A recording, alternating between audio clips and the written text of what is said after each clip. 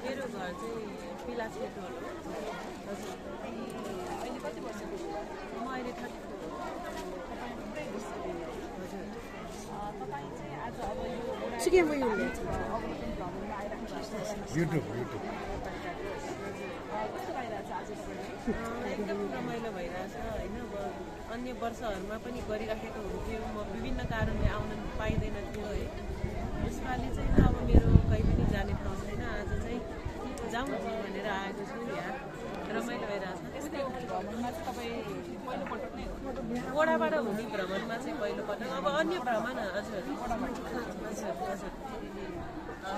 आज कस्तो लागिरहेछ यहाँ आएर? अब धार्मिक स्थल भन्ने बित्तिकै यतिकै त आनन्द हुन्छ होइन। अब ओडाबाट आउने भनेपछि त झनै रमाइलो भइहाल्छ। अनि अब तपाईँ नजिकका जानुभयो, अब माथि जानु बाँकी छ है।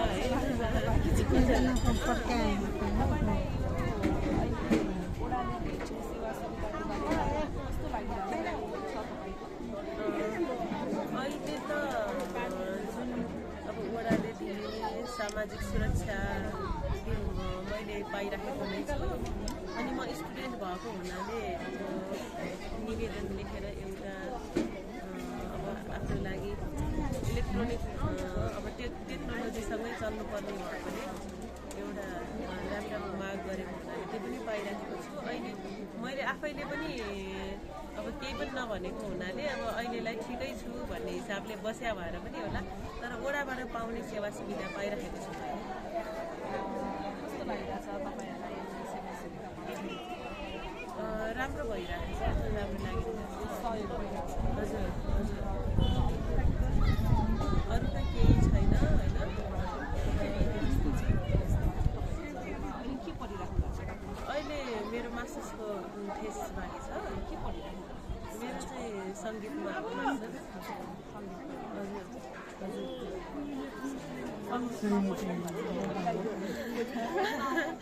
अब अलिअलि रहर गर्छु होइन। केही नेवारी गीतहरू रेकर्डिङ भएका छन् होइन।